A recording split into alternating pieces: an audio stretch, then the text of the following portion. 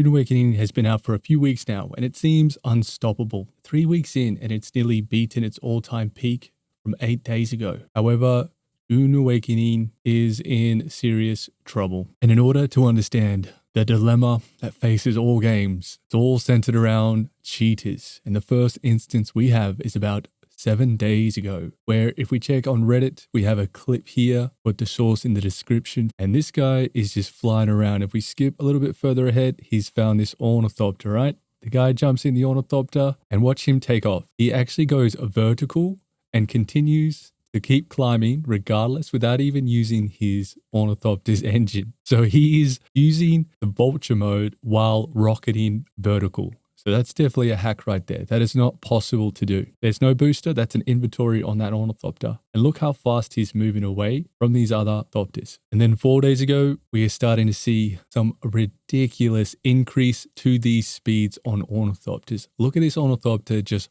rocket away. It is taken off at breakneck speeds. Can you imagine how small the deep desert will be if you can travel at these kind of speeds? It's gone. It's a rocket. But it gets so much worse. As we edge closer to the current day, we are seeing more and more footage of some of the craziest hacks so far. Check out this video on Reddit as well, where on the bottom left-hand side, you'll see a carrier, which is insanely slow, rocket past this spice field. Also carrying a harvester. It is incredible how quick it is. So this is another speed hack, but it's on the carrier as well as the harvester. Can you imagine how fast you could harvest if you could put speed hacks? And just think of the implications that would have on the marketplace. But it gets so much worse. And for this next clip, I highly recommend you go watch the whole thing as it's crazy entertaining, as terrible as it is. Go subscribe. I'll put the links in the description. This video is that we see a hacker in an assault ornithopter. Now, assault ornithopters are quite huge, but they look tiny compared to the carrier, which goes to show how crazy big the carrier is. The cheater hacker is trying to force the carrier down. Now, the guy has probably never come across hackers, and we all now know, thanks to this video, you never should jump out of your ornithopter and carrier unless you really need to.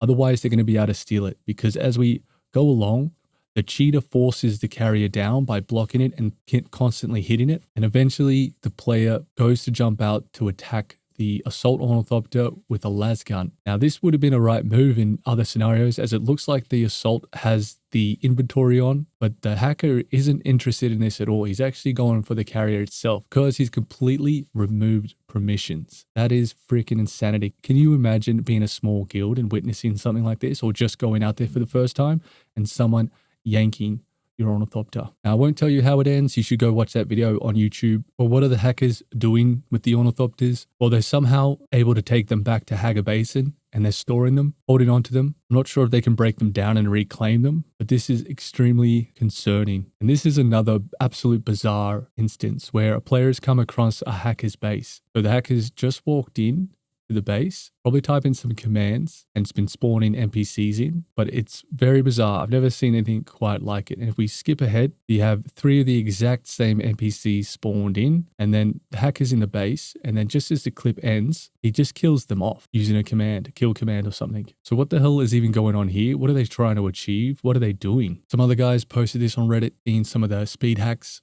of an ornithopter. They probably tracked this hacker base down, trying to get their ornithopters back, but probably to no avail. But why is this all happening? Well, the scope of the problem is that it's a bit of a rapid onset. We've been able to confirm speed hacks, aimbot, vehicle invincibility, instant disappearing, teleporting, phasing through terrain, and many more exploits. The trouble evolves around how Dune Awakening has so many client-side validations. So the key system like vehicle access, access to your base doors, crates, and sub-thief consoles rely heavily on client-side, your computer. Hackers are exploiting this by manipulating local memory to spoof ownership by bypassing restrictions. There's load time exploits where people are loading into the deep desert, permissions aren't being set correctly or aren't on, or the player loads in, so they're able to jump in and steal the vehicle.